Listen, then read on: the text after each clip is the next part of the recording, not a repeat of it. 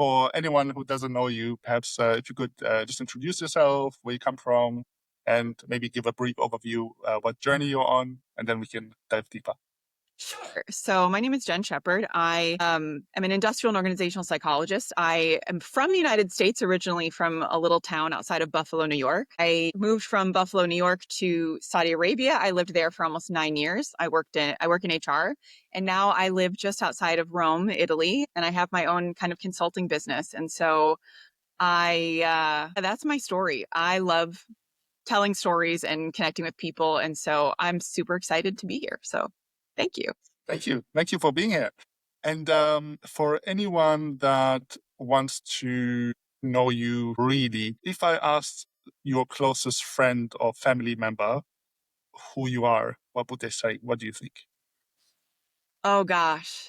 They would say that I am somebody who is passionate and cares about people and probably like larger than life. And yeah, everything I do it with passion. And I actually had a similar conversation about this recently because I was working on my website and I was like, how do I talk about some of these things, right? And some of my friends had a lot of really nice things to say. So yeah. Okay, that's nice. So very passionate about Yeah, certain I things. I actually have this frame upstairs that was a gift for me several years ago from an old boss, and it said, it's a quote that says, "Do it with passion or not at all." And I'm like, that is me to a T. That is just how I live my Wow. life, and yeah, how I ended up traveling and how I ended up living abroad and all these other things. So yeah. Yeah, I can't wait to hear more about that because I'm sure like some crazy or interesting stories that came up, especially moving from the US to a place like Saudi Arabia, which actually in the last few years has been completely changed how it was back in the day. So very curious to hear about that as well. But now if I asked, if I asked you now for anyone that doesn't know you and wants to get to know you, what's the first thing that they always get wrong about you? What's the first thing they assume, but it's not actually true about you? I'm not sure. I think that when I think back to people that have met me over the years, because usually when you see me in person, I'm somebody, obviously, I have like a nose ring, I have tattoos on my arms, and I'm a professional, right? So some people over the years have assumed that I'm super intimidating or just not what they expect, especially as a professional and somebody who's a workplace psychologist, HR, that sort of thing. And I think people sometimes assume that I'm just not who I am. And then they get to know me and see like, look, I'm not scary. I'm just who I am. And I love getting to know people. I love meeting people. So yeah. And people assume I'm an extrovert, but I am not an extrovert. Even though Oh, my work is very extroverted and I do like people, I am mostly an introvert. So that may be something. I actually also put this in my head. Oh, okay, I'm going to interview a doctor. Okay. And so far, I've interviewed teachers, semi-professional footballer, Wow. people in healthcare. But you actually the first one actually is a doctor, a psychologist, and to that level that you are building your own company, consultancy company. So quite far ahead from most people that I spoke to in that sense. And yeah, I guess I also had this assumption. Oh, okay, I'm a little bit nervous, but I'm actually really interested actually to listen to your story. And Oh, now thank we've you. been I promise I'm speaking. not scary. Yeah, exactly. And I mean, we've been chatting for a few minutes before we started the recording, and I was like, oh, she's really cool. Oh, thank you. So yeah, yeah. And so tell me about your start of the journey. So you said you were American. Yes. How did you fall into your current journey? What was the start, and why did you leave the US? Take me back to that moment. Oh my gosh. How much time do we have? No. So there's a story that I share sometimes when I talk about this journey, and it goes back to when I was a little girl. And apparently the story is that my mom has told us that I came up to her when I was around 5 years old, and I said to her, Mommy, one day I'm going to live in France. And she was like, I beg your pardon. Like, do you even know what France is, honey? And I was like, yes, and I'm going to live there. I don't know if at 5 years old I really had any clue, but I knew that I loved just the idea of traveling. I was looking at picture books of history. And so I've been a nerd since I was a kid. As I got older, I had the opportunity to travel with my friend's school. When I was 13 years old, we went to Spain and I fell in love with travel. And I decided then that this is what I wanted with my life. I wanted to do more travel. I wanted to live abroad someday. And eventually I worked for a breast cancer company. And so we were based in Bern, Switzerland. And so I would travel to Europe every year for different conferences, and we traveled around. And I just kept saying, I love this. This is magical, right? And I always kind of felt like I didn't really fit in the community that I grew up in. It was a small community. I was interested in art and travel and all these things. And my parents would describe me as being somebody who was always a little bit different. So um, eventually, I started looking for opportunities, and I had been laid off from a previous position, and I had attended an online job fair through the Association for Talent Development because I was primarily focused at that point in my career in training and development. And I was doing a lot of like leadership stuff, diversity and inclusion. And so I had kind of a one-on-one with a company that was they were showing up from Texas, right? And it ended up being a Ramco Services company. And they were like, we'd love to talk more to you. And that led to an eventual interview where I went down to Texas and met somebody who was going to be my future boss, who's now actually been a good friend of me for the last 11 years. Her name is Reem. And we had the best conversation about living and working in Saudi Arabia, the work they were doing with diversity and inclusion. And I was like, I absolutely want to work with this woman. I want to work at this company. I want to be part of this. This is my jam. Right. And so that was kind of the start of things happening. They offered me the position. I ended up moving to Saudi Arabia as a single woman in May of 2016. And I was like, this is my chance because I am all about helping people. That's always been who I am as a person. And yes, I know it'll be loaded when I say this, but I've always been a feminist, right? I want to help women because I've also had my own struggles over the years as well. And so I have had some personal experiences that have led me to go, I want to be part of helping. I want to be part of a world in which we are doing good things for people. And also, as a kid, I was bullied a bit. I was kind of left outside. And so I was like, I don't fit in here. Let me go somewhere where I can help others fit in because I never want them to feel that experience, right? And so I went to Saudi in May of 2016, and I was part of helping the initial work being done on diversity and inclusion in the kingdom. And so that was kind of how I started and where I landed at that point. So, and I was in my early 30s, and it was an incredible experience. And of course, everyone was like, what? A single woman going to Saudi Arabia? Are you insane? But yeah, so that was the start. Yeah, no, thanks for that. And what you said was really interesting, and something that a lot of people, when they move out, they share that with me as well. They say they didn't feel like they fit in. Um, what can you elaborate on the challenges you had? Like, I'm trying to understand because the US is so big, right? You could have moved anywhere within the US, so why? Trying to understand the source. Why did you wanted to leave? You said you loved traveling from a very early age because you traveled with your friends. But what was it that, let's say, ignite that fire that made you want to move out?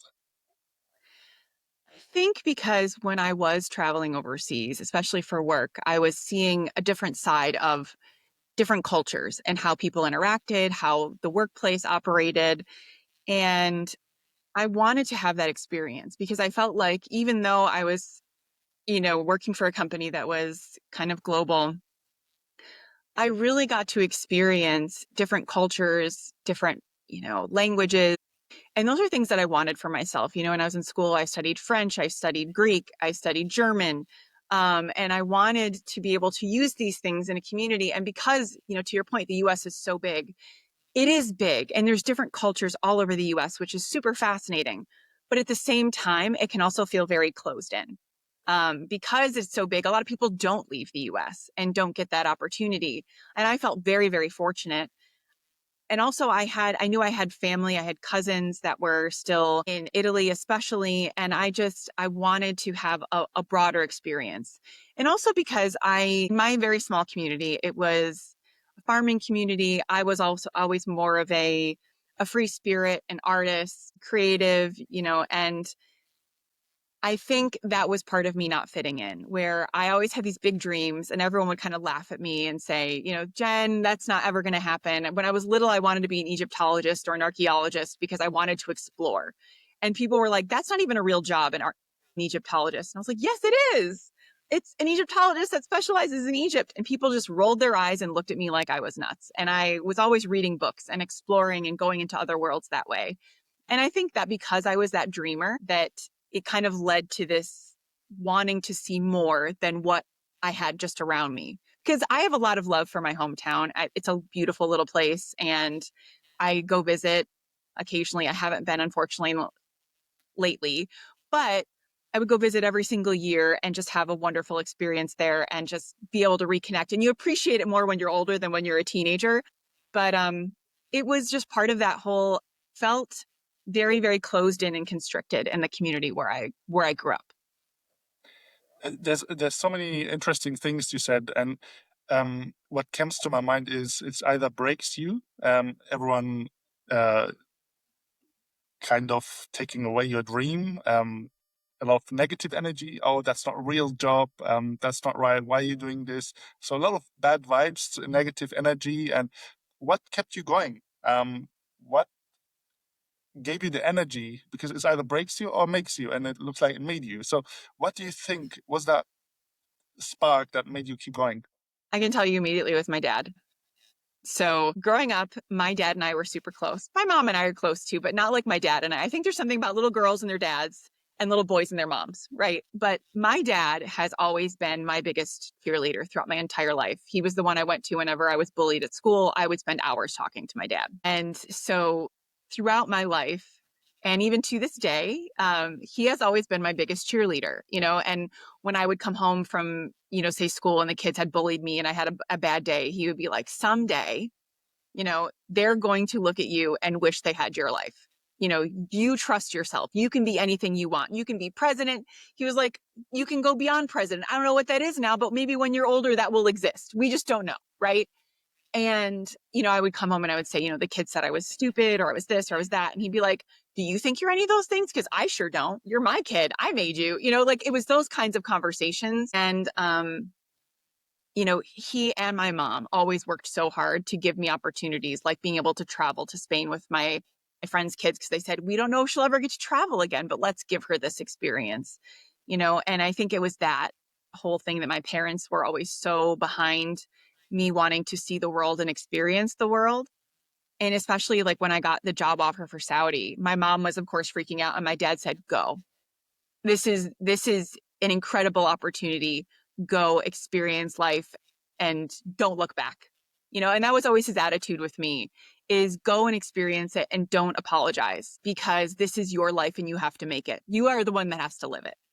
So, Yeah, that's beautiful because I got two little daughters. One is 3, one is 5. She's turning 6 soon, and it's really good advice because at some point I would be in that situation. She will get bullied. I hope not, but we live in a difficult world, tough yeah. world. So it's good advice. And what I mean, you had that conversation that someday they wish to have your life. What kept you going? Like, can you maybe give me one or two advice, or for the viewers that have young children that get bullied? What helped you there in those conversations? I think for me, a lot of what kept me going is reading books because sometimes books were my only friend. And that's probably not super hopeful for some people, but I found a lot of solace in books because I connected with characters and experiences and journeys and people's stories. And I think that's also what made me so interested in stories as I got older and having that be part of like when I facilitate a session or when I'm meeting with people, like stories are so powerful, right? And I also had a couple of really good close friends. And I will say it wasn't always easy because I'm also somebody who has ADHD and autism. So when you put all these things together, sometimes it's hard to build relationships. It's hard to make friends. You don't always understand why you struggle with these sorts of things. And so I ended up eventually finding small pockets of people where I went And I think that was also what kept me going. And I won't say that it was always easy sailing. There's just times where things are exceptionally difficult. And in this day and age, especially where you have social media, where I didn't have that when I was a kid, I do not have kids. I cannot imagine, but I have my nieces, my nephews, my little cousins that struggle with some of that stuff. And I can't imagine. But all I can say is like finding the people that are your people and not being afraid to pull away from negative people and experiences, and you know having a good, if you have the opportunity to have a good conversation with your parents and letting them know what's happening with you, because I think that was a huge rock for me, is knowing I had the support at Yeah. home. Yeah, just shows that nobody will make it by himself. So surround yourself with good people and talk about it. It's very important, and then you can go through the situation, any situation really. So yeah, Yeah, thanks for sharing it that. is the people. Yeah. I have a very bad example. I have a friend. He thinks outside the box, and his son got bullied. And I don't know if I should say this, but he went to the bully and paid him money to protect his son. That was so fun. I laughed about it, but he went to school and said, "Oh, who's the bully?" Paid him some money, and since then he was fine. He had protection. That's one way to deal with it. I feel like in this day and age, you have to gotta be creative, right? That is creative problem solving at work. Yeah, yeah, definitely. I mean, number one, you have spare money and the other thing is maybe it helps your son, but maybe not the bully. Maybe the bully thinks, oh, it's a business idea now. I'm gonna bully more kids, and the parents are gonna come to me and ask for protection. But no, that's. I thought that was super weird when he told me. Um, but taking it now to the moment when you told your parents, because you said you're very close to your parents, very close to your dad, especially. But when you told them you're moving to Saudi, I was surprised when you said your dad was like, "Oh yeah, go," and like, can't be that easy, right? Like, come on, you're that little girl, and are Yeah. you really close? Like, how did you tell them? How did they react? Well, I think the thing was that they do the company that I was going to work for, which was Saudi Aramco, which is, the largest energy company in the world. So my dad being a business person, he was like, he knew immediately where it was, who it was, and he was like, this is a fantastic opportunity. You have to go. And my mother was like, I'm sorry, we're going to go where? In what country? As a woman? Are you insane? And I won't say that I wasn't a little bit nervous, because you read things and hear things, but I was more excited, I think, than anything else, because I knew I was going to work on diversity and inclusion initiatives in the kingdom. I knew that I was going to be working on developing leadership courses for women who are working, upwards in their careers. And I was really excited to be doing something that I felt like was going to make a difference in the world. And my dad knew that about me, and he was like, of course you have to go. And I think that that was the difference. My mom was immediately terrified and said some things that I will not repeat here, because it's just, she was scared. She's like, something's going to happen to you. Like, we can't, And I said, Mom, I don't think that they're going to bring me over there if there's a risk of anything happening to me. I don't think that's what they do. And so, I mean, eventually they did come to Saudi. So my mom, her whole opinion changed, and she loved Saudi Arabia and had a great time when she was there. But the initial thing was like, I think my dad too was a little bit nervous, but of course you're nervous. Your child is moving to the other side of the world, especially the Middle East. And the things you would see about the Middle East was always a very limited picture of understanding. And even I had it, even through my orientation phase. I had somebody tell me things in the orientation from this company that ended up not being true because it was just outdated information. So there was a lot of that to wrestle with, but ultimately I just felt in my bones that it was the right decision. And I told my parents that, and they said, well, we support you. So they were there through the whole journey. It took a few months. They had a really nice going away party for me, and we just went on the journey together, really. That's nice. And do you think also because your parents saw, okay, you're ready, you have your character, you're strong, and you will be able to make it, rather than, I don't know. If I look at one of my daughters, very compared with you, of course, but she's really young, very emotional and scared at the moment. But there are women that are still, when they get older, not confident. But were you like quite confident before you moved? And is that a reason your parents let you move? Actually, you know what's interesting is that I was probably not as confident, but I Oh, was excited and I was still nervous, but I just felt like this is a once in a lifetime thing. And I've always been the type of person where I feel like I need to do something at least once. I need to try it. And because I'd had such a good experience with Reem during the interview, I thought, you know what? I'm going to a place where I'm going to be working with this person and I already feel good about it.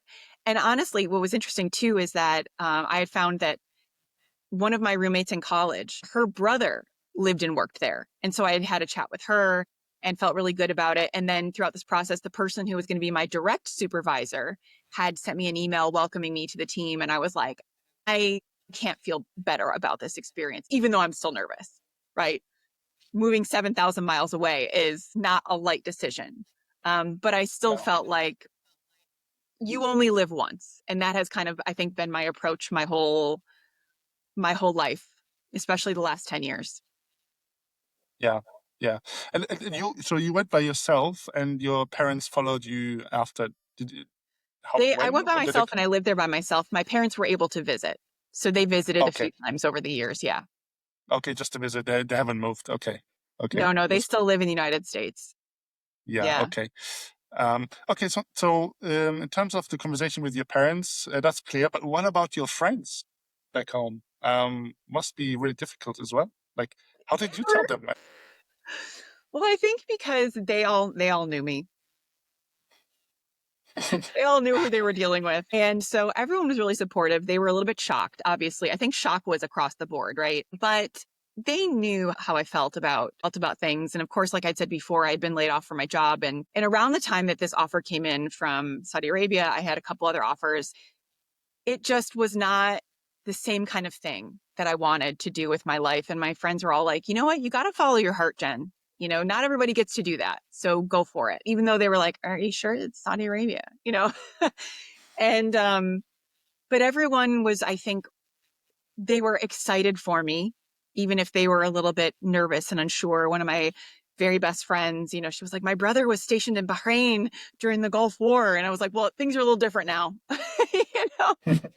So, but I think that was a very normal kind of mindset where people only had a certain time frame in their heads about this area of the world. And that was also something that I was really interested in. I wanted to be part of understanding a culture that was so different from mine and the assumptions that we had about it. And I was going there to help also be part of transformation. So people saw my excitement, they saw my joy, even they saw my fear, but they were like, ultimately, we are here to support you. That's amazing. And the thing is, a lot of people tell me when they move, they notice a change in their friend cycle. Did you have that? You notice now who was your real friend from the start. Some people have changed, distanced themselves. Because there's a lot of when I interview people, I thought these were my friends, but they're actually whether it's they're jealous or because they just don't want to be where they are. They're just not brave enough to make a move and live abroad or live wherever they want. How did the relationships change for you? Maybe not immediately, but after a couple of months, a couple of years. Yeah. I would say there was two components to this, right? There was a few people that were angry at me for going to Saudi Arabia because they said I was not supporting women by going to a country that had less than fantastic track record at the time of the way people perceived women were being treated. And that's an important distinction, the way they perceived it, which was not necessarily a fact. Then there was other friends where we were super close then, but I will say I I don't usually say they were not my real friends. What I will say is that as somebody who's now in my 40s, we have seasons, right? We have seasons of life, seasons of friendships, and those seasons sometimes are transformational. And so people that we were close with at one point do not remain close with us because their lives are changing seasons as well, right? And so I will say that we were fantastic friends in those times when I was there, when I was in the US, and for a variety of reasons, when I left, we did not maintain that closeness. And I will not say it was because they were not my real friends. I will say I think it's just because our lives changed.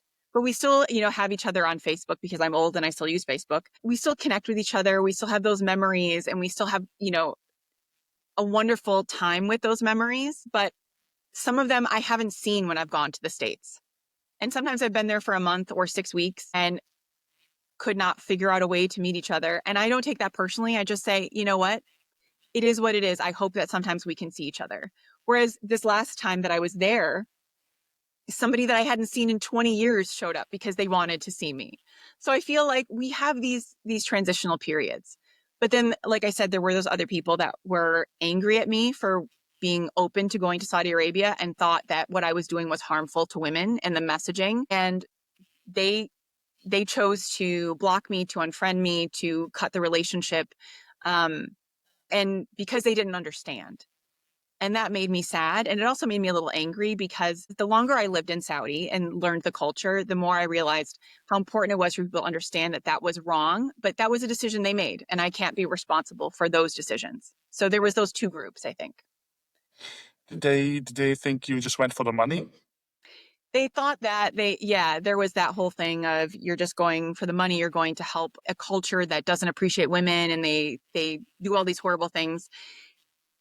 And the one thing that I've talked about for years with my experience in Saudi is that the assumptions that we put on other cultures as somebody, especially Americans, we love to see the world through our American eyes, and that's not fair to other cultures. So um, we we need to learn to, and I think that's why it's so important to travel and to experience other cultures. But when we place our lenses on other people's faces, it doesn't work. I use that experience when I talk about even myself, when I talk about, diversity and inclusion training, which I know everybody calm down. I'm not going to, go there right now, but also talking about different cultures, right? If I take off my glasses with my prescription and try to hand them to you to wear them, you won't see anything through these glasses. So it's the same when we perceive other cultures and when we use our own eyes.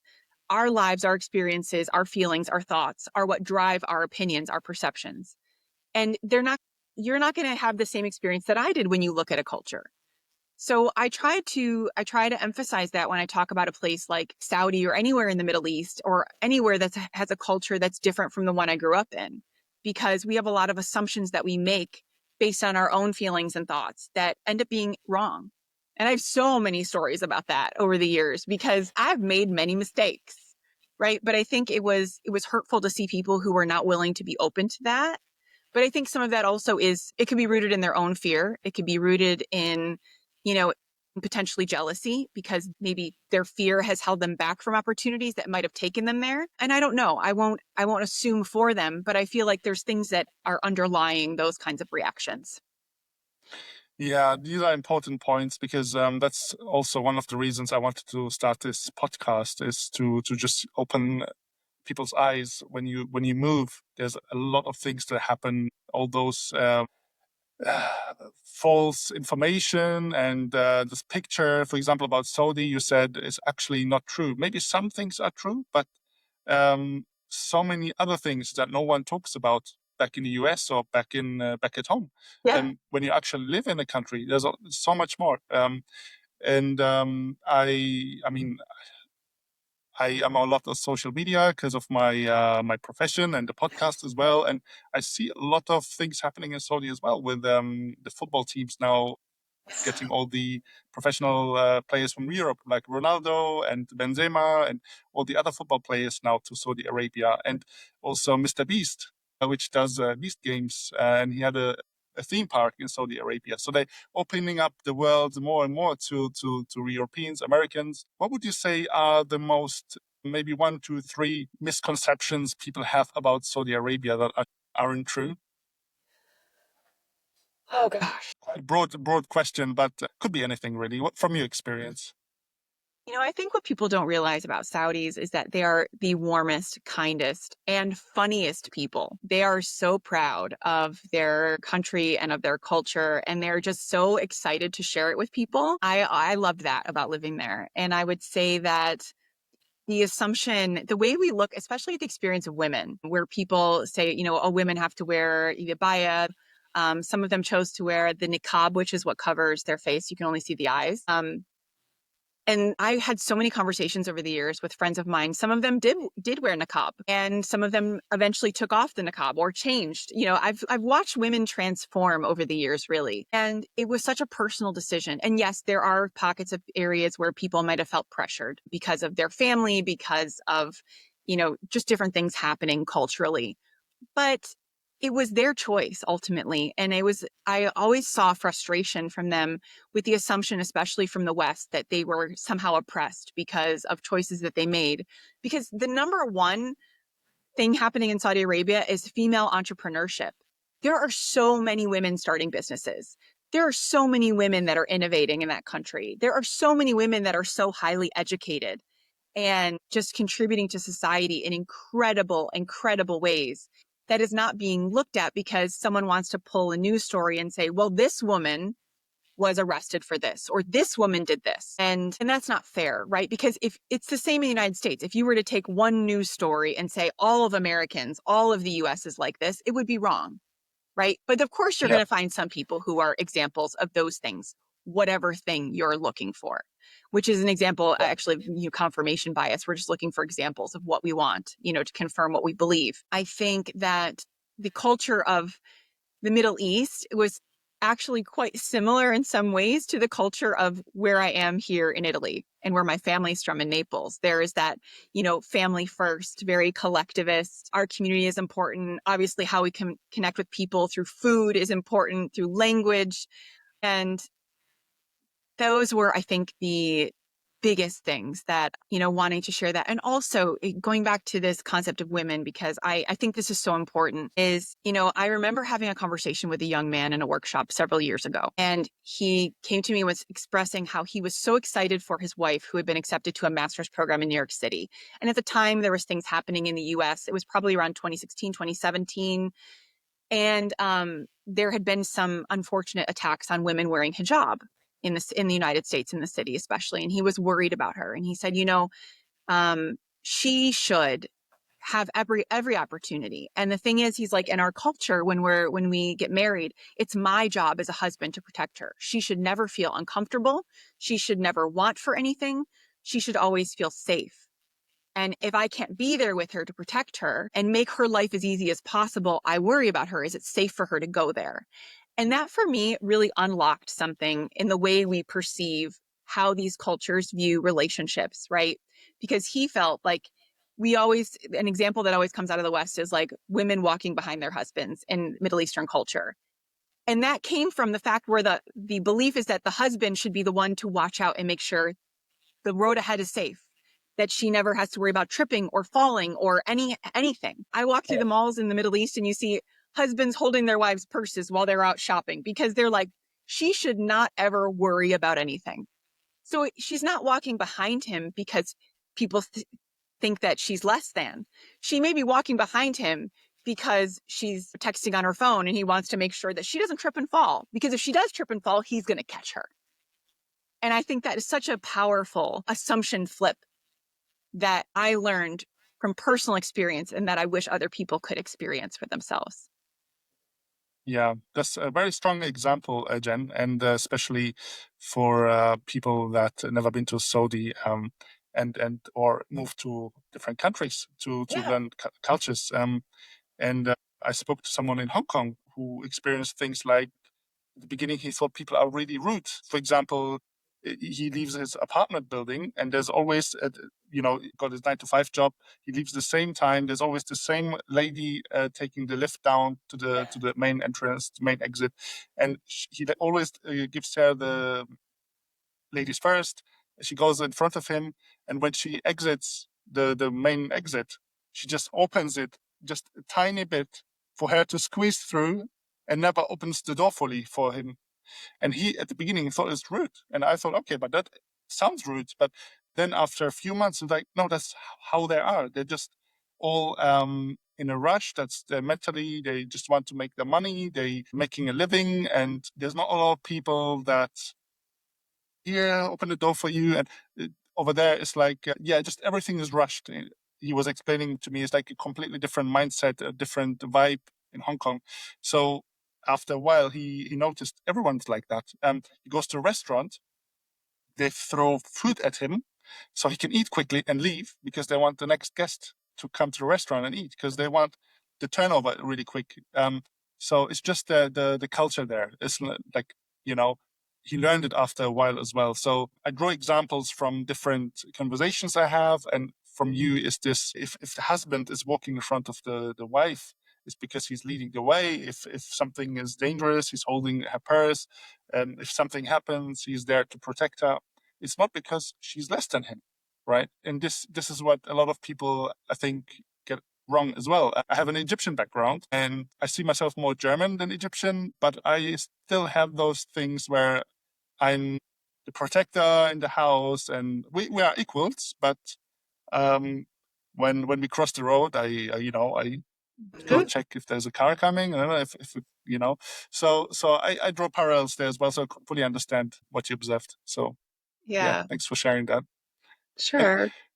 what's the biggest culture shock I guess you had when you to Saudi then? So think back when I was 9 years ago, you moved Go now now. or 10 years ago. Take me back like the first maybe week or 2 weeks, really fresh. Do you remember how you felt? You were by yourself, you don't know anyone, a different culture. How did you handle that? And also what culture shocks did you experience there, if you remember? I I can tell you immediately the first culture shock I had, and I wasn't even in Saudi yet. I was at the airport in Amsterdam, and because I had my connecting flight there, and so the flight connected from Amsterdam to Dammam, and it was a KLM flight. And I remember waiting in line to board the flight, and all of a sudden, I looked around and I realized I was one of only maybe 4 women on this plane. And it was, I can laugh about it now, but in that moment, I was like, because it's one of those where it's like this awareness kind of comes over you where you're like, well, you're waiting in line and, you're like, okay. And then you go, What have I done? yeah, and it was, my brain just kind of flipped over and floated to the top of my skull. Like it was one of those moments where your brain just bends in half and you're like, I have no idea what's happening right now. Because it was such a unique experience. And then I remember we were on the flight, and as we were preparing to land, almost all of us, all the women, we got up and we pulled our abayas out of our bags and we put them on because, of course, we were landing in Kingdom. And at the time, it was expected that you wear an abaya. It's less so now. Obviously, the culture has changed significantly in the last 10 years, which was phenomenal to watch, but also interesting. But yeah, at the time, you pulled your abaya out of your bag and you saw women transforming from having like a t-shirt and jeans, um, even a long sleeve shirt. And all of a sudden you'd see women with their hijab, with their niqab on, with the abaya. And I was like, okay. I remember also things like how I could approach people.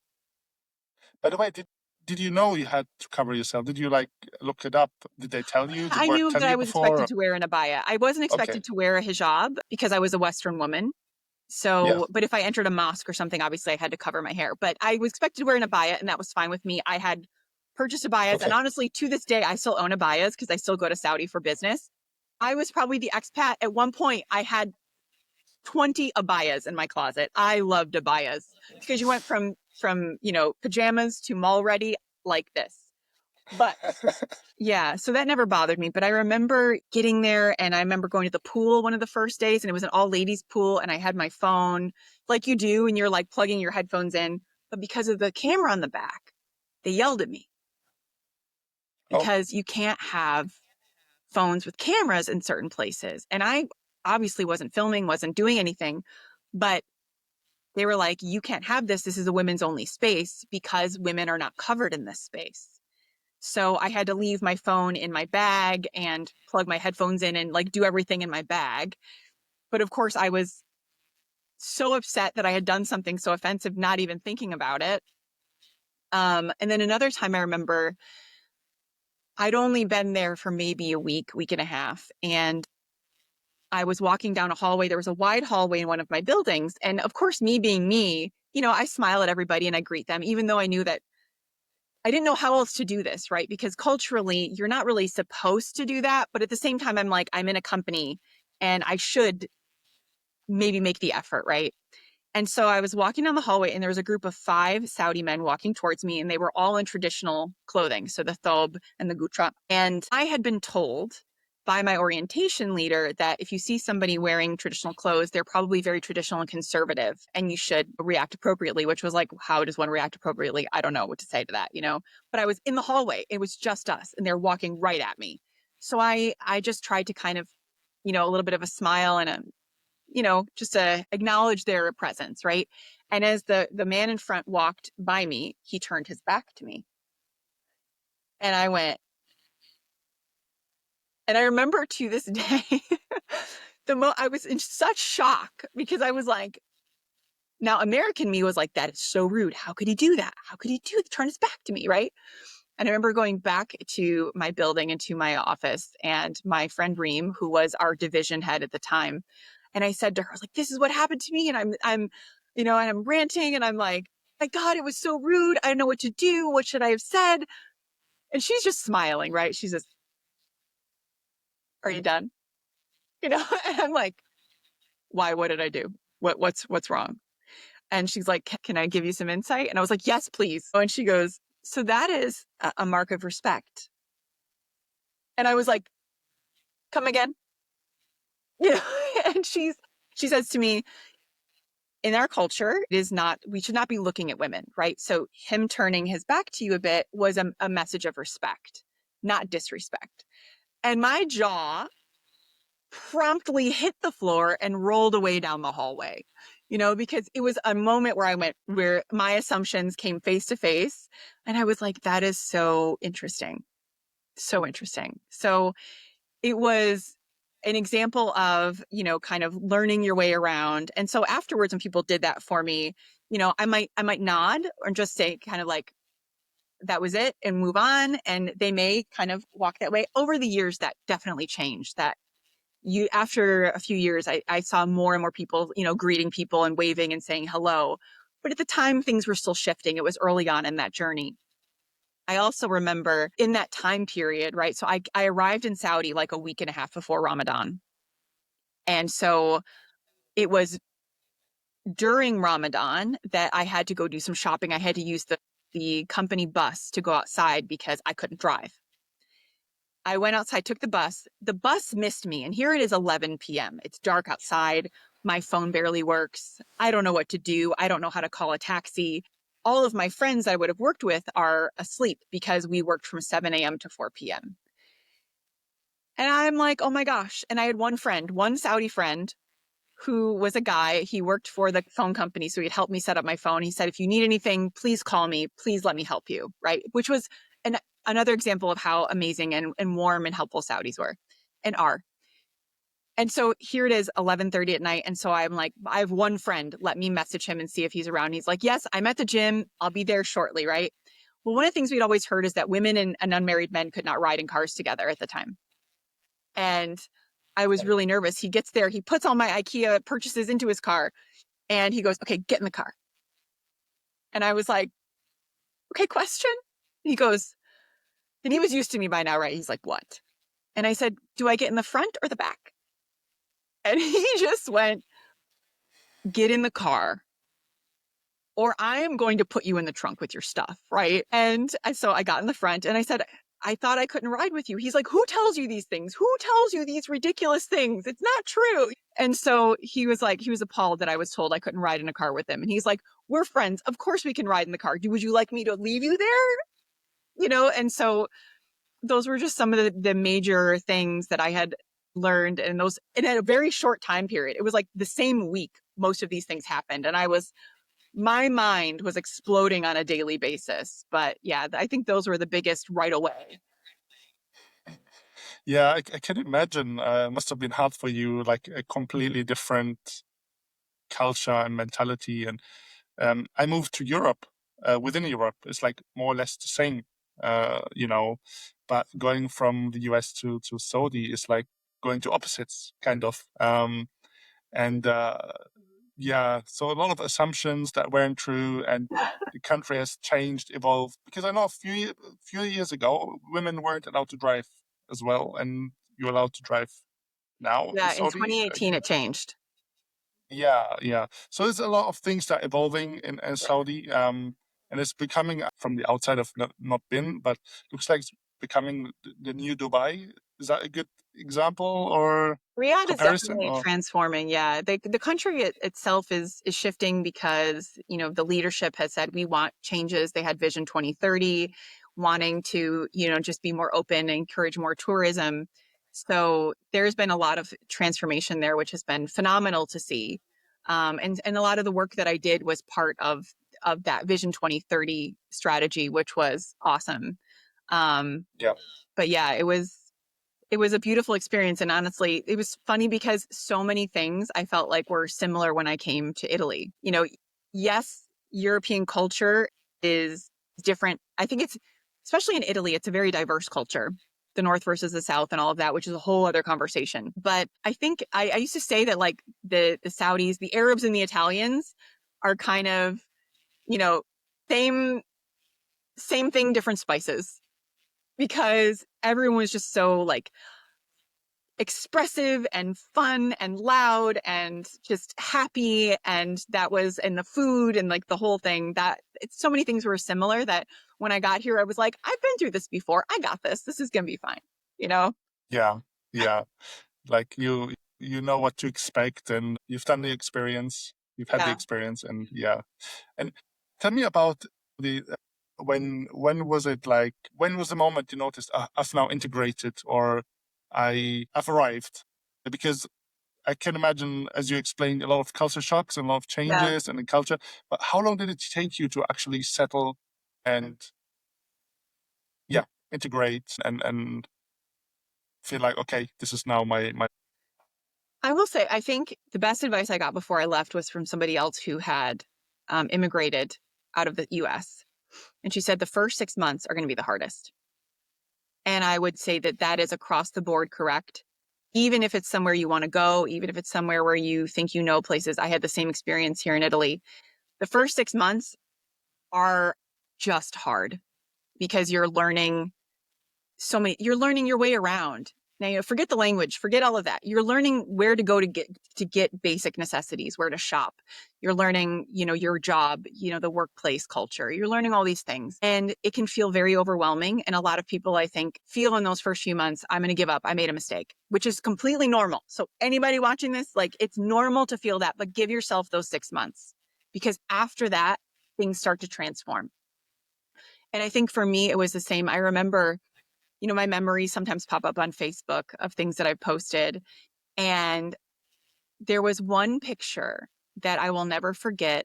And so remember, I got there in May, and it was around, I want to say November. So about the 6 month mark, where I'd posted a picture of a sunset with the palm tree in the front of it from near my house, because I would go for walks every night.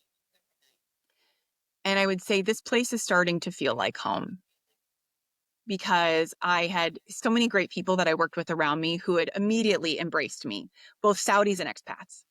They included me in things. They would invite me to things, invite me to parties, invite me to music events in the compound where I lived. I was being included in so many things, and that made such a difference. And I was starting to develop friendships. And I think that it was relatively quickly after that where I started to feel like I feel at home here. And so I should go get it, because there is a magnet that I have on my fridge that I show sometimes, because it is truly like an embodiment of like how your life can transform. But it was I probably after that 6 month mark, and to this day I still feel like Saudi Arabia is my home, more so than I feel like I think the United States is my home, which probably sounds crazy. So actually, let me go get the magnet because I want to show it to yeah, you. yeah, sure.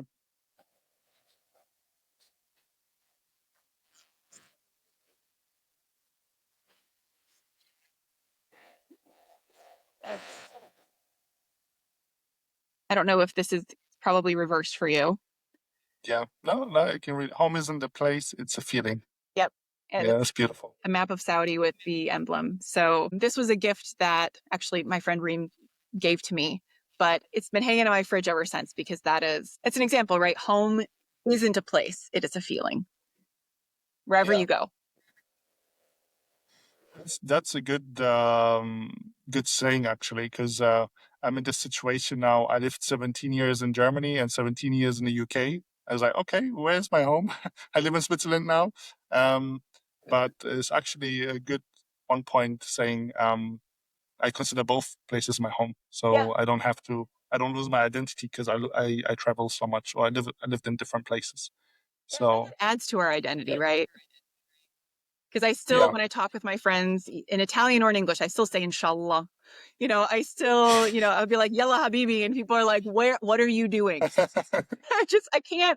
can't get rid of it. It will always be in my vocabulary, right? And I'm proud of that. Some people say, oh, you're being silly because you say these random Arabic words. And it's like, I said them in Saudi. It's just part of who I am now. And I think that that's really cool, right? Where we live leaves an imprint on us, on our hearts, and on our souls, and on just who we are as people. And I think that's the beauty of being able to say that we've moved and lived in other places. When you go back to the US and you meet your friends and have conversations about your Saudi time, how did they think you were crazy or you're making up things, or did they believe you? Because it's super interesting to know, because I can tell like you're really passionate about your time there and you had a really good time. And but how take me back to those conversations initially when you used to go back. Well, the thing was, everybody had me on Facebook. So they would see I was always posting pictures and I was sharing because I thought it was so important that I shared, even the Okay. mundane things. So it was the number one thing was people didn't really know where Saudi was, right? Because I would go back to the United States and they'd be like, so how's life in Dubai? And I'm like, that is not where I live. Like Dubai is in the Emirates. Okay. So how's life in the Emirates? I don't live in the Emirates. I live in Saudi Arabia. Over. And people would ask me the most off the wall questions, like, does everybody ride camels there? And I'm like, what? What is happening? But it just shows, right, how little information was available. And I became that person with the information through the social media, through my stories. And people were they were so interested in my experience and what I had to say, and that I was having a positive experience, because I don't think they expected that. And from then on, it was just, people were excited for me. They were happy for me. And it just became like, oh, Jenn who lives in the Middle East now. That's just who she is. And so it wasn't such a thing, but they did see my passion, right? I think I've been like the one woman, like Saudi Arabia kind of cheerleader for several years now, because I've had a positive experience. And I will say, because somebody always comes out and says, well, you were lucky because you were an expat, you had these privileges and things like that. Absolutely. Absolutely. And I will acknowledge that. And not everybody has the same experience that I did. And I will say that's going to be the case with anywhere, with anything. So I'm really lucky that I was able to make some really great friends that were Saudi expats that came from all over the world and in different places, right? And at different, levels of organizations. I still text the person who was my dog walker. We're still friends, right? He's invited here, he and his wife, and he has invited me to his house in India. The person who was my driver most frequently, he still checks in on me here in Italy. And we used to go for Indian food together and eat pani puri, so these relationships that would not have ever been possible in other places. And yes, because of the privilege of my job and my experience, I did have those access to that. But I won't apologize for that, because it made my experience richer. And I hope people, when they go to these places, have experiences. But I also know that sometimes expats go to places like Saudi, like Dubai, like Kuwait, and they live in a bubble and they don't reach out of that bubble. And I came across expats living in Saudi that had exceptionally negative feelings about Saudis, because they had really, really blocked themselves off from the culture. They had kept some of their mindset and they just came in thinking, I am better than these people. I am here to show them my expertise and do my job, and they should appreciate me. And when they didn't feel that, it became an increasingly negative experience for them. And that makes me sad, because they missed out on a really, really beautiful opportunity to enrich their lives and learn from the people around them. So I think that's also important to share as well in this whole journey, because someone may be watching this and going, wow, she is such a Saudi pick me, or whatever you want to say. But it's like, I feel blessed that I had that. And I hope that it inspires others to reach out of their bubble, especially if they go to countries in cultures that are vastly different from their own. I guess for anyone that wants to move to Saudi, what's the number one advice you can give them? Just be ready for anything. Just be adaptable. I think my advice to move to Saudi would be the same to move if you're moving to Italy. Have expectations and then let them go. Because the thing that I learned about having moved countries a couple of times now is that we always have things, we have ways we expect things to operate. We see something online and we say, okay, this is the process. And there's always that, but there's always also what actually happens that's not on the pages, because some of it is, bureaucracy, some of it is just things shift. And, so my advice is always just to be flexible, be adaptable. If you're too rigid, you will be miserable when you leave anywhere, right? So just be willing to go with the flow. Those are the people that I see over the years that survive and thrive in new environments, is that openness and be like, well, we used to laugh, and it's the same here. Sometimes it's like, well, this should have, in the US, this would have taken us 2 days to get it done. In Saudi or in Italy, it's taking us a week or 2 weeks. And it's like, okay, well, that's just how it is. And I think that also encourages you to kind of live life at a different pace and appreciate the different ways in which cultures operate. Because growing up as an American, I still sometimes wrestle with this whole, why is this taking so long? Why can't we just rush through? I still walk fast. I still sometimes eat a meal too fast. And my Italian friends and family are like, do you have somewhere to be? And so it reminds me to like take a breath and slow down, but I still am who I am inside, right? So these things are always going to kind of be there, but I've learned to kind of just take a minute and I laugh at myself, right? Because when we're out of our own environment and we're in this discomfort, humans do weird things, right? So we got to be able to laugh at ourselves too, and laugh at the situation and go, well, this is just my life now. So I think that's something important to remember as well. Yeah, you got great advice, Jen. Thanks for that. And let's say I get a recruiter reaching out to me tomorrow, and there's a job offer for me, because I know a lot of people that have moved to Saudi, and Saudi is still growing and getting a lot of people over now.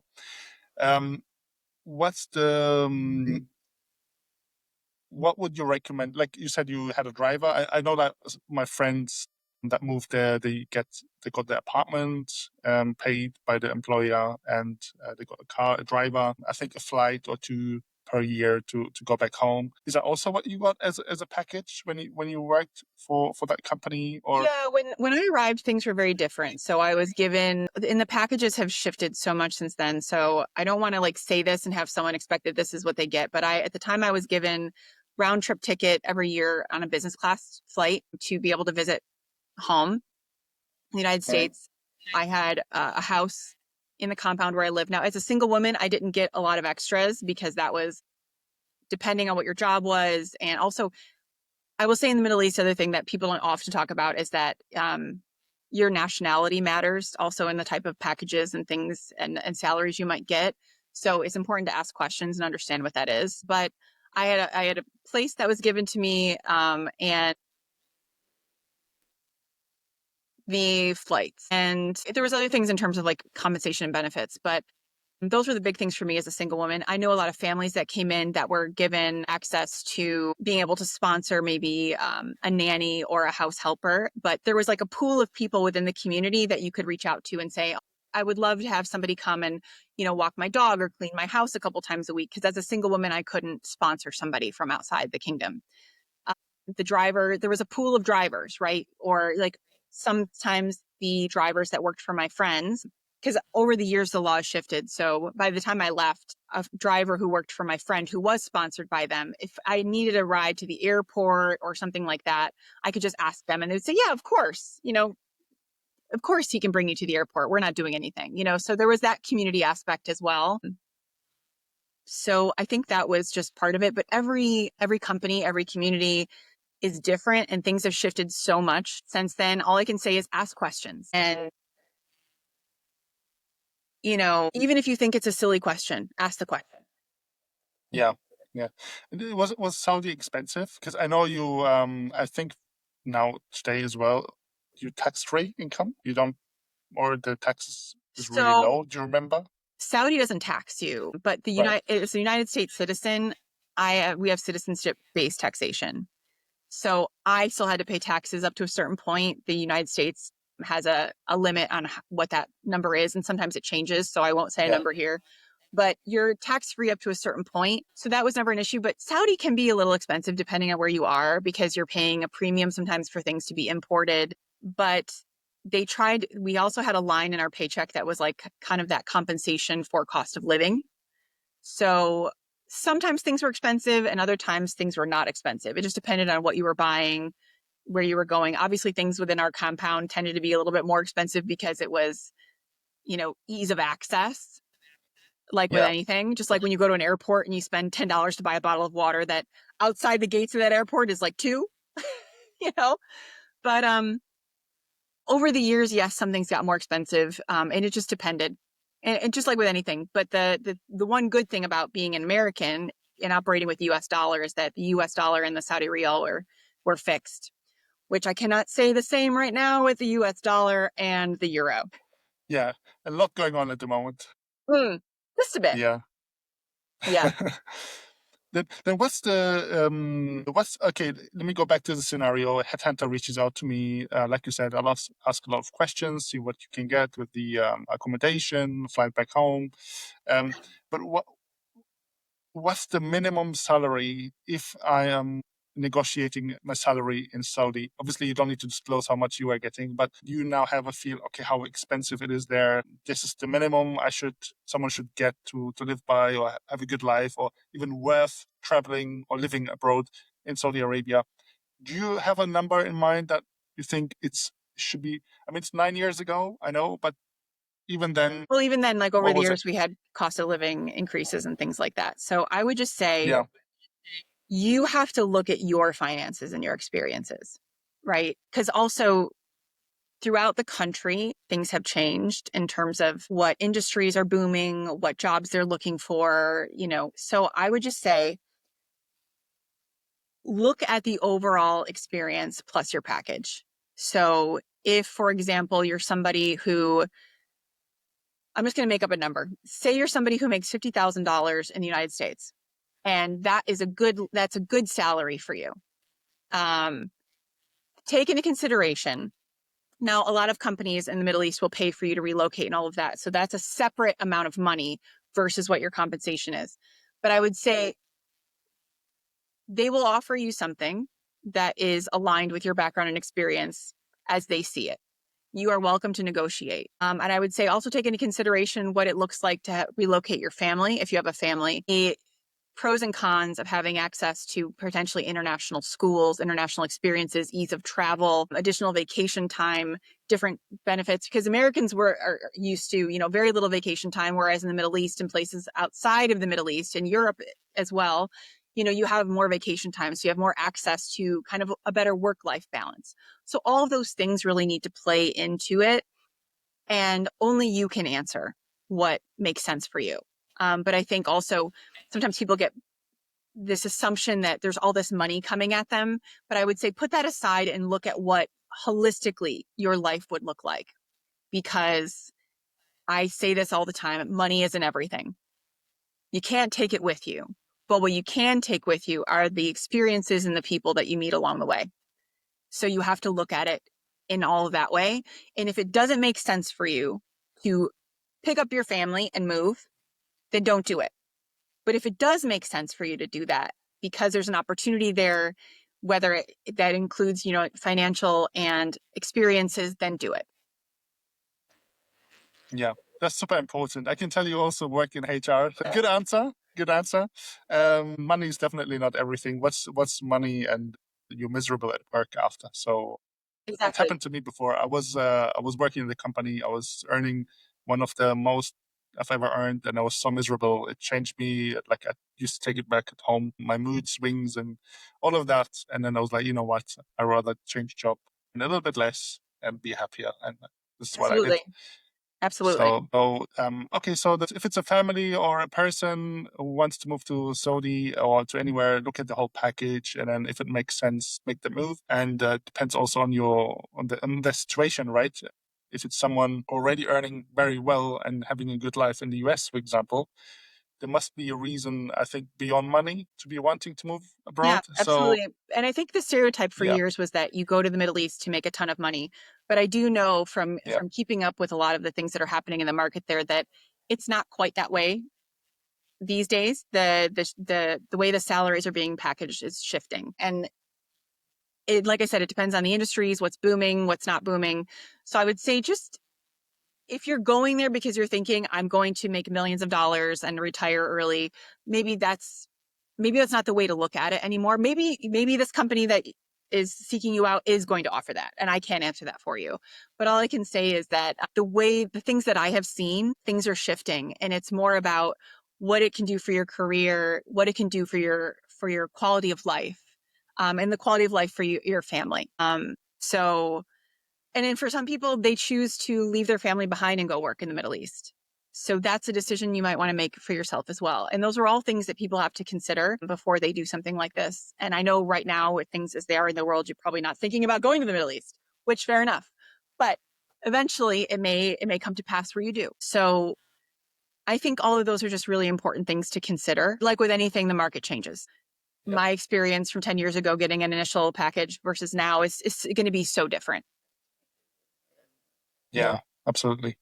But you know what? I see a lot of people are looking still for jobs to go to the Middle East because they're after the money.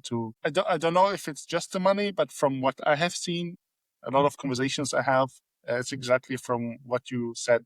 Yeah. They're looking for the easy money because it's tax free, and they want to go there for a few years and then try to retire early or build some wealth and then go back home. I still know quite a lot of people Yeah. that And it's not to want to say do that it that. doesn't happen, that it can't happen. Yeah, I am just of the opinion at this point, that that's not the only reason to go. exactly. Yeah. Because I know for a fact, like I had friends in Dubai, it's very expensive to live in Dubai.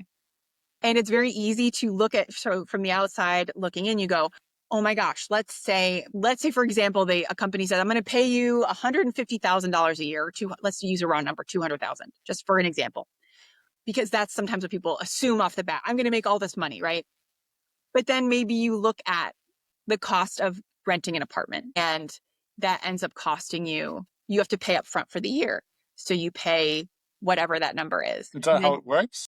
in a lot of places, yeah, in Saudi, for people that, you might have gotten a stipend from your company in certain places. Certain companies may have a compound where you live. Other places they give you money towards it and you pay a difference.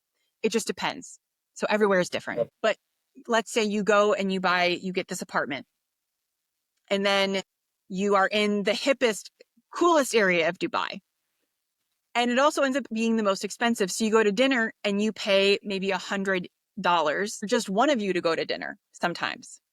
And then you end up going out for colleagues with drinks or for a happy hour or to do other things. And you end up realizing how much money you're actually spending to live your life in Dubai. And you realize that 50,000, 200,000, whatever it is really maybe only the earning power of what 50,000 gave you in the United States. Now, I'm being a bit dramatic here, everybody. This is just to illustrate a point, right? But to think Yep. that way as well, the reality of what you see on paper versus living there, there are places that are quite expensive.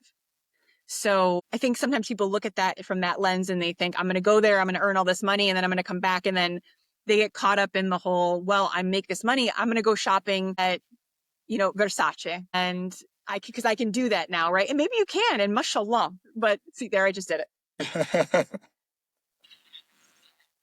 If that's your expectation, think about all of these things. They're all connected, right? And what that looks like for you, what your goals are going forward. So, I wish I had a straightforward answer for you, but I think that all these things are important for people to consider what your lifestyle is. Do you remember maybe a breakdown on how much a one bedroom apartment would be? How much is healthcare? How much is the average meal? Where I lived, my healthcare was included. We had a hospital on site. The way they structure a lot of packages in Saudi Arabia, or even when I worked for The oil company was different than other companies. So every company is going to be different. Every country is going to be different in how they structure things. And I will say that I know for a fact that over the years, the cost of living, cost of real estate has shifted. So I will just say, do your research, get online, ask questions.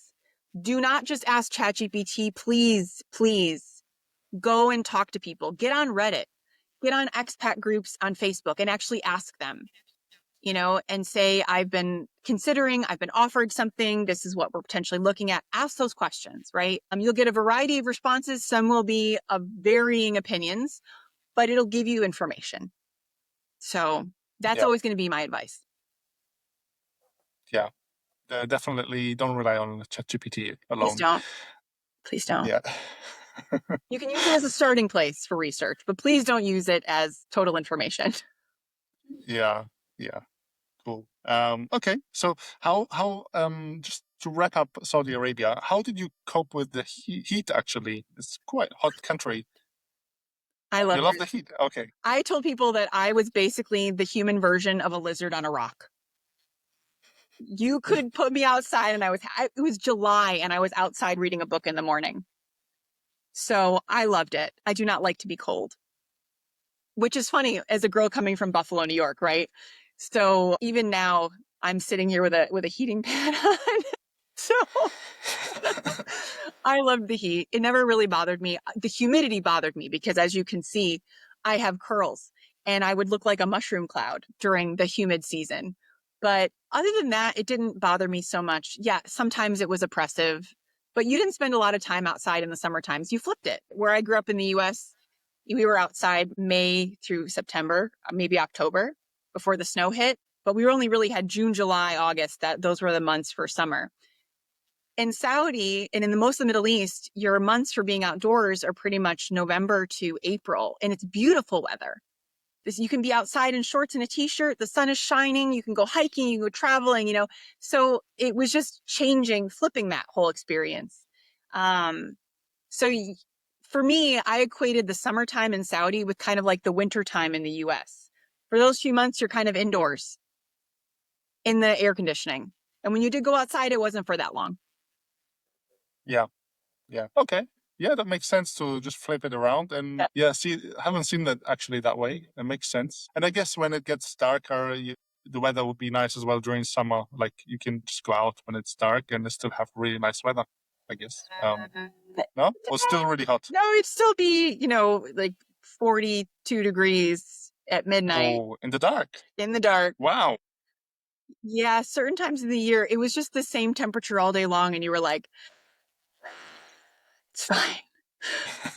But at least the sun wasn't like beating down on your head. So there was that part. So Yeah. Yeah.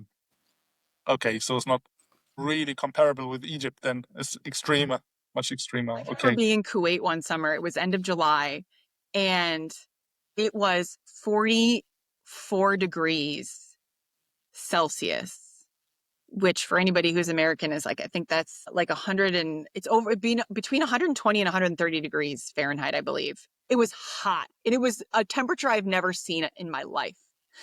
And it was 10 o'clock at night. We were at the night market and I was like, I am going to die here. Like Kuwait was so hot for me. But yeah, so I think it didn't always get cooler at night. Sometimes it did by a couple degrees, but not by much. Yeah, okay. That's good to know. I wasn't aware of that. And yeah, like you said, it's at least the sun is not in your face and it's not, I say, dangerous. I mean, if you're in the sun the whole Yeah. day, Linen clothes are essential.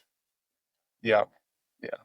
Okay. Okay. So you had your corporate job. So you moved for your corporate job. You were there for 9 years. Yeah, just about 9 years. 9, 10 years. And why did you change your job? Why did you move from Saudi? Is that when you started your own business or? So yeah, I came here because my family and my partner were here. And I was like, so I'd been planning to come to Italy for years. I have a dual citizenship and I was like, make a decision. What are we doing?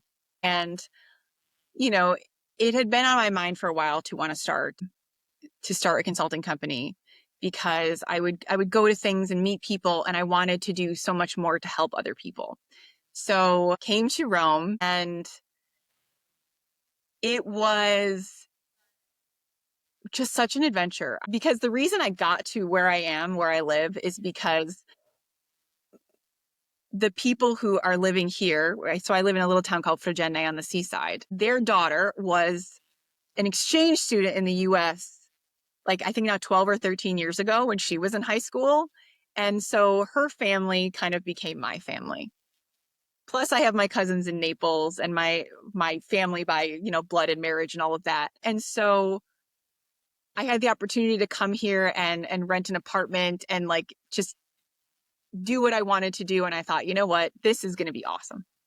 So my journey here was a little bit, convoluted and all of that. But yeah, I wasn't sure what was going to happen, but I'm really glad that I did it. Was that easy for you to leave Saudi and go to Italy? No. Oh, also, yeah, because this is an important component that I realized I didn't say it. So there was another big layoff in Saudi at the time. So in August of Okay. 2024, um, I was one of the people that was part of the layoff program, along with, I think there was like 2,000 people. And so, there was all sorts of budget cuts. We kind of saw it coming. And so I was like half preparing myself, because I'm like, I've been here long enough now that I'm probably going to be on someone's list, and unfortunately I was, and I wasn't, when they came to me, were like budget cuts. And I'm like, hey, that's life, right?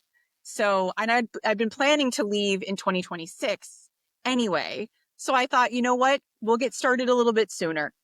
And yes, it was hard, because at the time there was just a lot of things happening. I had to put my dog down and everything. So like it was not the best of timing, shall we say?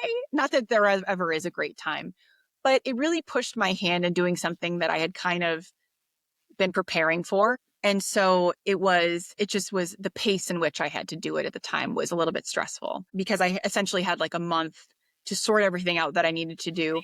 But it worked out fine, because of course I had the support here. I had so many people that were helping me on both sides, just, making the transition easier. Once I landed here, was everything, kind of fell into place. Obviously, like I said before, the first 6 months are always rough.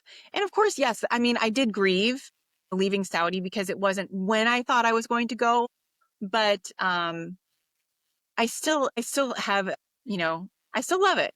It's still, I'll go back for business occasionally. I've been back there a couple of times since I left. So, I mean, no hard feelings. I still keep in contact with my old coworkers, my old friends. So for me, it's not a pain point, right? And for some people it is. I look at a layoff as an opportunity for a new adventure. So that's how I looked at it. So I just put the things in motion to start my business after I got settled here. So that was kind of that. So yeah, it was a little bit sad, and I do still miss it. I have Saudi right here on my thing. I have Arabic here on my wall. Like, I bring all these things with me, but I think it has made me richer as a person. So I'm fortunate to be able to miss a place like that. Yeah, it's the same with the US. When one door closed, another opened. So you went to Saudi, and another door closed in Saudi Arabia, and then you went to Italy. So you take your opportunities. So that's why I like when a door closes, you take your next step. You have time to Absolutely. grieve, and you go, because what's the point to dwell in the past? Nothing you can do about it. Right. Right. I looked at it as, you know what, it was time for me to expand into something new. And that's what I've been doing. So how come you didn't look for another corporate job or 9 to 5? How come you started your own business? What's the story behind that? You said you So wanted to help more people. You wanted yeah, to make a difference. Was that the spark? that it was the spark. And because, I found often, like, working for a corporate environment, that I was restricted in what I was allowed to do. And so I would go to conferences and speak, and sometimes companies would come to me and say, will you come speak with our executives? Will you come do a session for us? And a lot of times I couldn't. I wasn't allowed to. And so it gave me the opportunity to kind of be able to reach out to different people and have more freedom and flexibility to say, I can help you in this capacity. I can offer advice. I can just do different things and have that freedom. So I thought about going back to corporate, and every now and then, sometimes I still do, because I'm like, oh, would it be, going back to the environment, because sometimes when I work by myself, I'm here in this spot. You want to bounce ideas off of somebody. You want to have a conversation with somebody who understands the work that you do, and you're kind of stuck looking at a screen. Sometimes I can do Zoom calls with, friends and former colleagues and have conversations. Sometimes you're going to have to talk to an AI for a little bit and say, can you help me find some websites for this? Because I've been looking and my brain is done, and you look for opportunities to expand. But um, I love that I have the freedom to be as creative as I want to be and to do things in a way that feels authentic to me all the time, every day. Yeah, no respect for that, Jen, because I work for kind of startup as a head of sales, and I work from home most of the time. I don't have a team. I do everything myself. I stare at the screen all day, like Yeah. you do. My best friend is ChatGPT and other AI models that I speak to. I bounce off ideas from those, and yes, some friends here and there, and some old clients. But it can get quite isolating. So I do have the benefits of the freedom, someone running his own company, but at the same time, it's not my own company. Like with you, you have the stress, the added pressure, So how are you dealing with that? So how long have you been doing that, by the way? Now I would say a little over a year. Yeah, Okay. almost a year and a half. Are you still in that phase where like you're under a lot of pressure, you're building and you make it really, yeah, you put the pressure on yourself because you want to expand, or are you out of the other end of the tunnel? I think a little Or bit of both, because the nature of what I do has, let's say, been a focus of conversation for the last year and a Mhm. half in a lot of different circles. So there has been a shift in how people perceive the work that I do. Because I not only do a lot of stuff for diversity and inclusion, which is whoo, everybody freak out. But also, I do executive coaching, I do leadership stuff, because as an industrial and organizational psychologist, part of what I do is help organizations, understand their ecosystem, how decisions impact other parts of the business, things with recruitment, things with, interviewing and all of these things. So everything within the organization is kind of what I work on. And I think, there's been a shift in how people are looking at those things. And so there's been a little bit of growth, and then there's been a little bit of pulling back, which I think is normal and natural in any case. Um, and it's also given me a little bit of a challenge as well, right? I love coming at things with a new perspective. And so I've had to, because for years my passion has been primarily focusing on DEI, and the IO psych part of it was there, but it was kind of secondary. And now I've kind of shifted that back into being more of a focus, because the way we talk about certain things is so important, and helping organizations to see how those things function together has been more of what I've been doing lately, and especially with the coaching. But I think, yeah, there's been a little bit of growth and a little bit of because I had things on the horizon when I first started that disappeared for a variety of reasons. And then now I'm starting to see people coming and looking for me for other things that I didn't always expect. So yeah, the adventure of being somebody who has their own business is sometimes stressful, but I have found it immensely rewarding. And I've been fortunate to meet so many people. And even if we didn't work together, we've, you know, been able to meet new people, have good conversations, and who knows what the future will hold. So, Yeah, yeah. And now, just for clarification, imagine I'm a 16-year-old boy. I have no idea what you do, just to oversimplify, and I'm one of the companies that needs your services. okay. So I am, well, see it on my website, but I'm Dr. Jennifer Shepard. I'm an industrial and organizational psychologist for Igniting Inclusion. That is my company. And what I do is I help organizations understand themselves better and create an environment where everybody can feel like they matter and that your business is thriving. And so that's essentially what I do. There's a lot of things that I do as a component of that, but that is that is my drive, to have everybody feel like they can contribute at work in the best of their ability, and organizations feel like they are getting the best out of their people as well. And by doing that, you connect with my company's HR department and you train HR, or does my company organize a meeting between you and my teams, or how does it usually work? So I do consulting, I do advisory, I do speaking engagements, I do executive coaching or coaching for professionals. So I do all of these things as part of being an IO psychologist. A lot of people don't know about IO psychology. And so I really advise you to Google it because that could be a whole other podcast. But there's so many things that I do. And sometimes it's just a case of I will partner with an HR team to look over their policies and procedures and make recommendations. Other times I may help write interview questions. I may coach an executive on, a new transition period. Maybe they're new to their position, or maybe things are changing.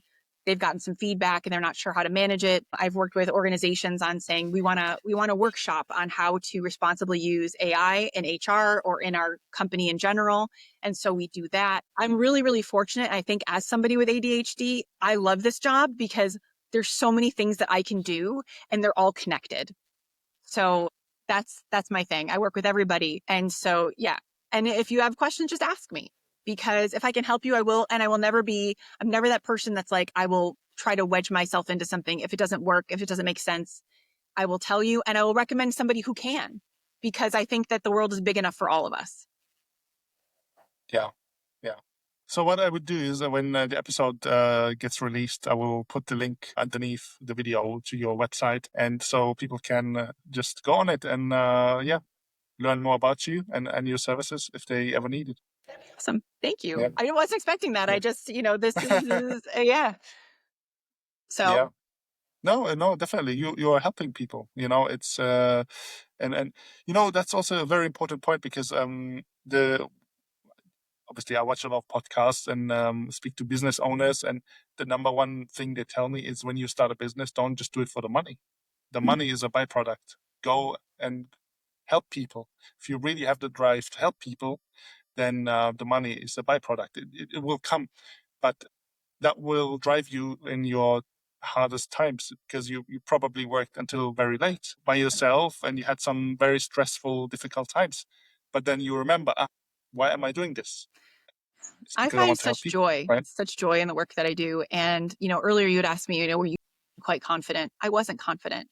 And I even, I found that I really learned to thrive as a professional working in Saudi and being able to be who I am and bring this knowledge that I have to the table, because I was able to try things and learn and get the reaction from different cultures, because in Aramco we had 90 different nationalities, different times. So the way people responded and the conversations I had were so fascinating. And I feel lucky that I maybe spent 9 years living and working in Saudi, but it was a privilege because I got to learn so much about myself and about how to connect with people and about other cultures, that I want to share that with companies, and I want to help them understand, if we make a decision about even the way we lay out an office, how that impacts the way our people live and work in this space.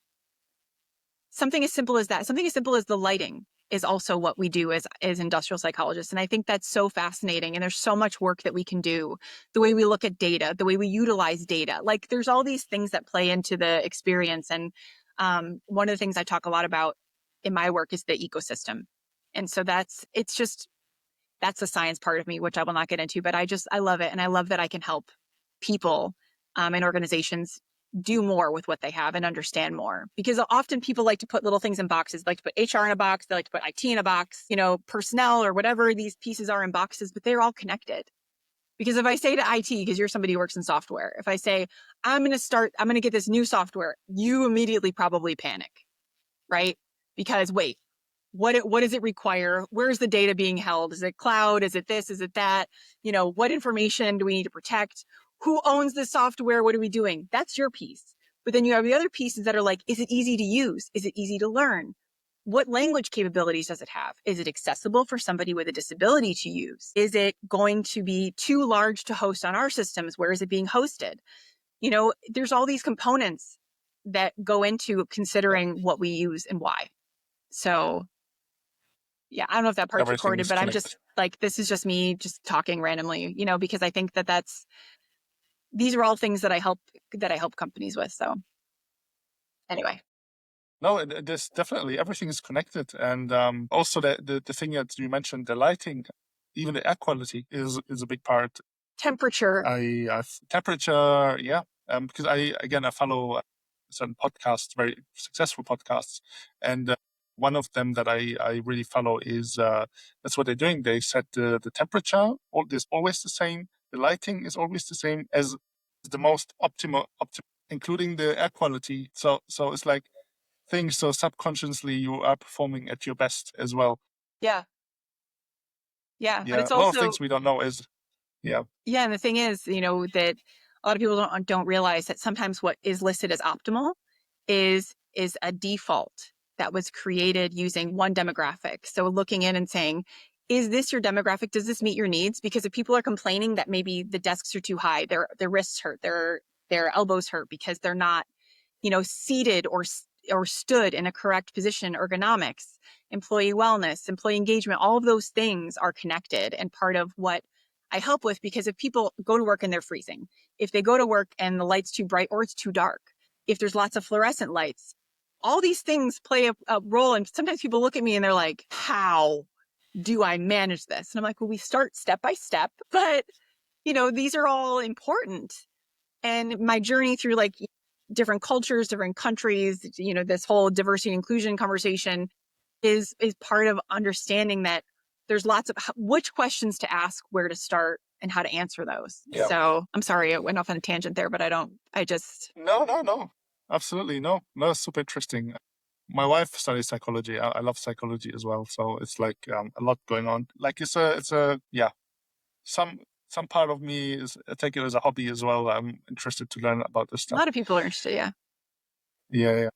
Okay. Do you want to talk a little bit about Italy? About how you settled there, how the life is there for, let's say, someone moving from the US that is moving to Italy? How would you describe it best way? Is there like a place in the US that's similar to Italy, or that you can compare it with, maybe? It's interesting because where I grew up in Buffalo, there was a big Italian kind of community, also Polish and Irish, whole other thing. But I found that the community that I grew up in, the family structure, was very similar to what I've experienced here in this region. And like I said earlier, there's lots of different regions of Italy. They all have their own cultures, just like the same in the U.S. Different states, different cities have different cultures. But I felt relatively comfortable with how things operated here. And also, again, it was still a little bit similar to what I'd experienced in Saudi, because like dinner times being late at night was something that I was used to. Um, so I think that aspect and the ability to be flexible was something that I had already learned. But coming from the US to a country like Italy, and I see it all the time on social media, people are frustrated. Like, why doesn't this work smoother? Why doesn't this work quicker? I'm waiting for my permesso and it's been 10 months. It's been, 8 months. And it's like, yeah, that's normal. I don't have a permesso because I'm a dual citizen, but I see people struggling with this. And, Is that a permit? yeah, it's like your residency permit. But Okay. even me, when I came declaring residency, getting my shipment here, it was an adventure. And I will say that like when I got here, my Italian was so. I could read and write pretty well, but the whole speaking and listening, because I hadn't been exposed as much to it, was not where it should have been. And so I did struggle. Going to get my residency and all of that it was just me by myself with a notebook. So that was difficult. I had a lot of anxiety when I first got here about speaking, because this area where I live in, there's not a lot of people who speak English. And you go into a building like the Comune, you go into any official government buildings, and most people do not speak English. Maybe a couple of words.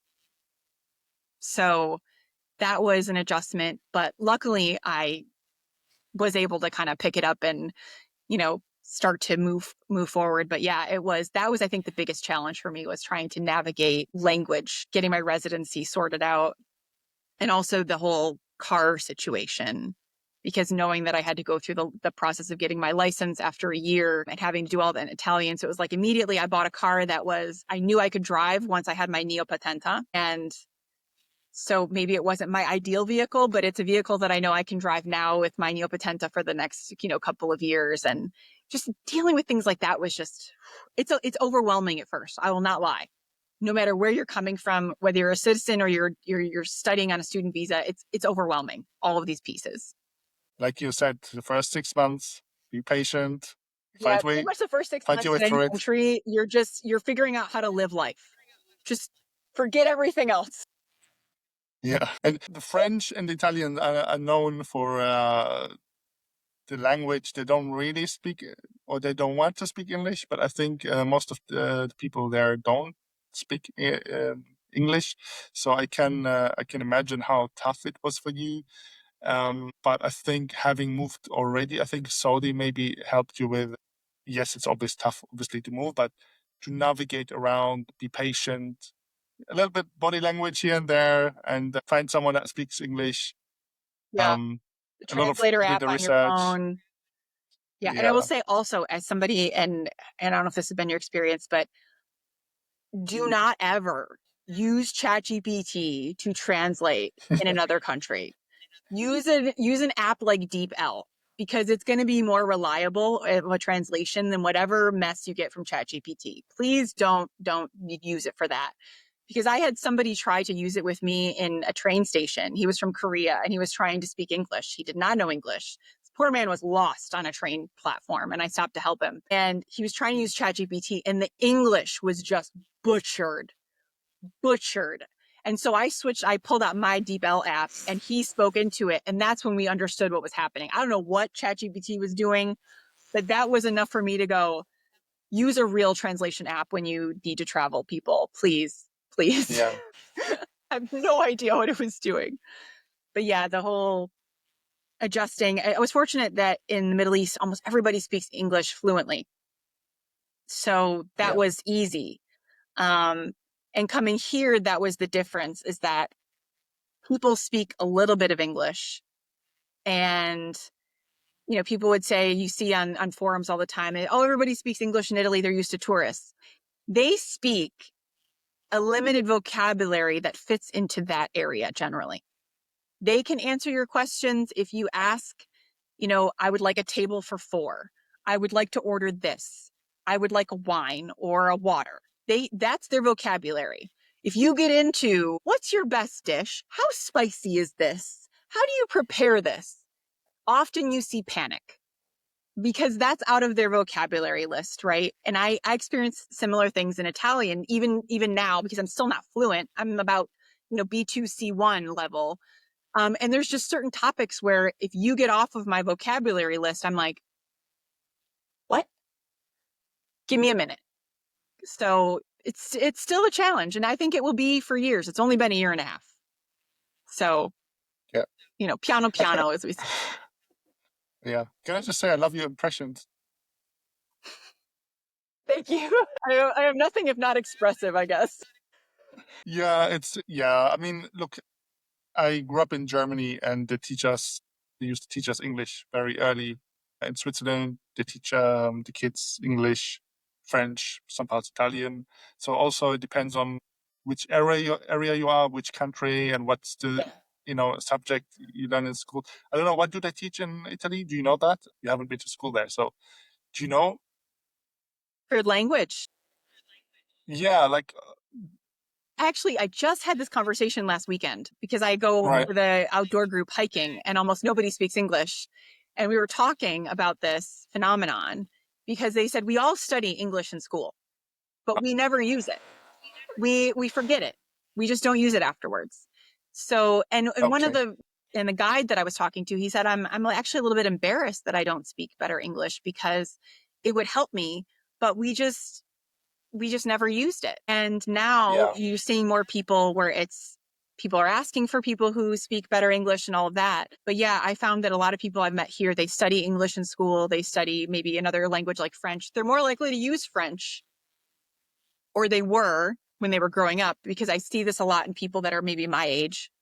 Younger people are learning English, but even the younger people don't want to use it. And I don't know why that is, but I see that as well, where even I don't teach English, It's not my jam. I know a lot of people who do teach English here. But I've been approached by people saying, oh, will you work with my son? Will you work with my daughter? They're studying. And the kids are like, I don't really see the need. So Yeah. I Yeah, don't know. you have two sides, some that don't want to speak the language and some that know the language but haven't spoken it in a while, and then you forget. But language is like that. If you don't speak it very often, Yeah, then you just forget. Yeah. absolutely. How did you deal with the directness of the Italian people? They're super direct. I had this experience. I got on a bus and I wasn't sure it's going to the direction I want to go. And like, can't you read the sign? Like, yeah, you didn't have a go at me. It's just how they are. Oh, read the sign outside. That kind of directness. Did you experience that as well? I don't think so. But I think also because I'm from the Northeast, I'm from Okay. that area of the country where we're quite direct. I've always been told that I'm very direct. And sometimes I'm like, are you sure? Because I don't feel direct. But apparently that is a hallmark of me. So I think I was just used to it. I also found in some cases, especially when people are speaking a second language, I found certain topics people are far more direct on than Americans. Even living in the Middle East, people would comment on your appearance more frequently than an American would ever comment on someone's appearance, right? But and I get that here too, but I've never had somebody that I felt like they were being rude. I just feel like if you're accessing another part, because I know sometimes how I speak Italian probably sounds very clipped and very direct. And so I think that maybe that's the case also when someone is speaking another language. They use the words they know to get the message out, not always thinking about how it sounds. So, Yeah. Interesting. yeah, Interesting. you think about how things translate or don't translate in different Yeah. languages. And you're sometimes going, like, if, for example, in Arabic, if you want a coffee, you would say kahwa and, shukran, and it's like you're very simple. Whereas in English, you'd say, can I have a coffee, please? So you're switching like 2 words or maybe 3 words for a whole sentence versus in Italian, Yeah. and then all these words that mean different things, but essentially the same and how it comes Yeah. across. So, yeah. That's super interesting. Jen, I've prepared towards the end of the podcast a rapid fire. So I've got Okay. 5 questions that I'm going to shoot at you Ready. one by one. Take your time answering those, but make sure you answer those only in one sentence. One sentence. Got it. One sentence. Right. The first question, it came to my mind during our conversation. So you spoke about a lot of things that you gained during your journey. What's the most or number one thing that you've missed out or lost during your journey or sacrificed?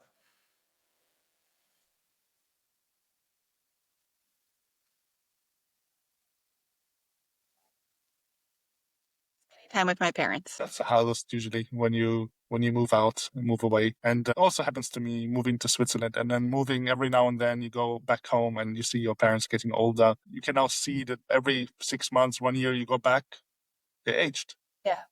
even more and more. But when you're with them in the same area or you see them every day, you don't notice those changes. So this is what I noticed as well. Yeah, for sure. Yeah. Okay, so next question. What part of you changed most when you moved to Saudi Arabia and Italy? And what part of yourself stayed the same? Hmm.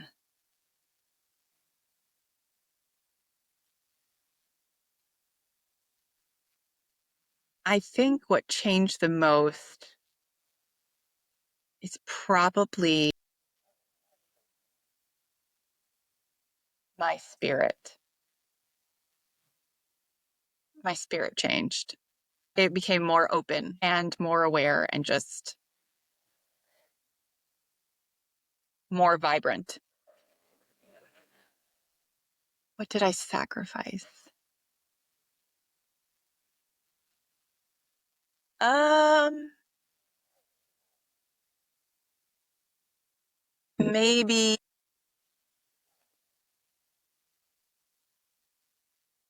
comfort and sameness, like when you stay in your home country, you know how things are going to go. you just have that comfort and that consistency that's always just kind of there. And so I did not have that. And I'm okay with it. But yeah. Yeah. Okay. Food in Saudi, Italy, or America and the US? Everywhere. I want all of it. Are you a big foodie then? Yes. Yes. And there are foods that I love from everywhere. So I will not ever pick a favorite. And I'm so sorry to all the Italians that are going to be like, what? But I love things from Italy. I love things from Saudi. I love things from Jordan. I love Indian food. I love Thai food. I love it all. So I will not pick. You're not gonna. Okay. Then give me really short, briefly from each country your favorite dish. So from the US, because I'm from Buffalo, wings and beef on wick, 100%. From Saudi, this is not a Saudi dish, but it's an Arab dish. There is a main dish called mensef. It's technically Jordanian. Love it. Kanafa, which is a dessert. Love those. Miss those. In Italy, prosciutto is my favorite. Also, there's a dish from Naples. It's called pasta alla genovese. It is not the genovese pesto that everyone thinks it is. It's a different genovese. It's fantastic. It's my favorite. Those are my things. Sorry, I gave you two, but those are it. Yeah, that's good. That's good. Really interesting. Okay, so last question. If each country gave you one life lesson, what did the US teach you? What did Saudi teach you? And what did Italy teach you?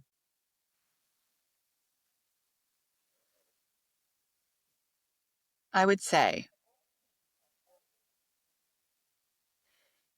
the US taught me to be strong.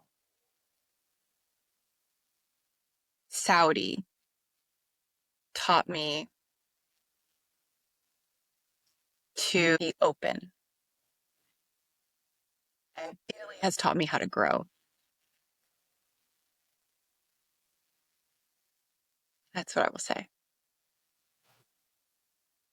There's so many lessons I've learned from all of Questions. them. Uh, I loved your answers, so I'm going to give you one bonus question Okay. as well. Moving abroad meant you spent a lot of time on your own, by yourself, away from family and friends. What's the one thing you learned about yourself that you weren't aware of?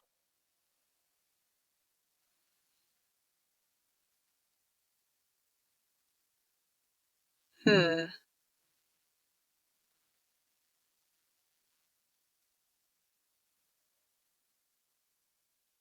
That's a really good question.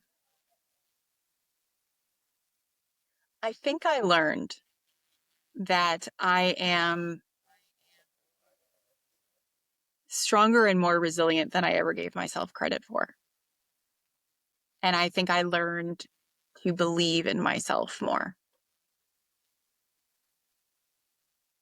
and to also be open to trusting other people because those are all kind of connected in one little ball. Is that your last trip? Is Italy now your destination, or is it too early? You never know. Tell. You never know. I think that's my thing. I've always just kind of been a little bit nomadic in that I go where the wind blows me, where it feels right. So I'm not somebody who really chases opportunities, but I do leave myself open to whatever comes next. So who knows? And I'm fortunate that right now my work allows me, I do travel into the Middle East. I, have people that I work with in not only in Europe, but in the United States and also in Australia. So like, who knows? And I love that. I love that you just never know what's next. So I never say never. Yeah, me too. Me too. And maybe in a few years' time, have you in a part two podcast, and you traveled around the world. Who knows? You never know. Inshallah. Jen, appreciate your time. Thanks for being on the show and opening up and sharing us your story. It was super interesting, and really appreciate that. And if you ever come to Switzerland, to Lucerne or Zurich or anywhere, feel free to reach out. And yeah, you now have a connection or network in Switzerland. So yeah, Thank whatever you. you need. Same for Rome. You know where to find me. I am here. So, and thank you. This was such a pleasure. It was such a joy to be able to talk about all of this. And so thank you. And obviously, if anyone ever has any questions, please, feel free to reach out to me. And even if you want to like yell at me, questions, comments, concerns, fits of rage, I take all of it because I love to hear people's opinions about some of the things that I said because I believe in the things that I said, but I also know people have different experiences and I'm always open to talk. And thank you for giving me the chance to share my experiences with you today. It was such a pleasure. Welcome.